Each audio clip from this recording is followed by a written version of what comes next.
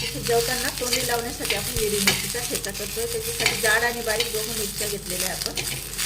त्यांना मीडियम गॅसवर छान भाजून घ्यायचे आहे. तर आधी 3-4 मिनिट भाजून घ्यायचं आणि नंतर मग तेल टाकायचं.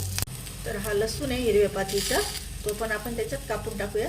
तर त्याच्यात आपण हे लसूण आणि पात दोघं एकत्र टाकतोय आणि आता पुन्हा छान तव्यात परतून घ्यायचं.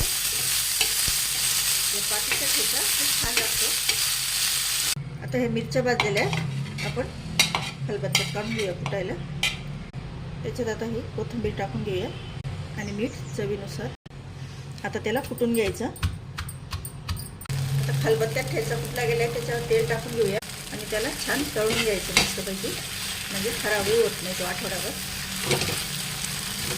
तर जेवताना तोंडी लावण्यासाठी असा ठेचा करून बघा, याची चव भांडात लागते मस्तपैकी.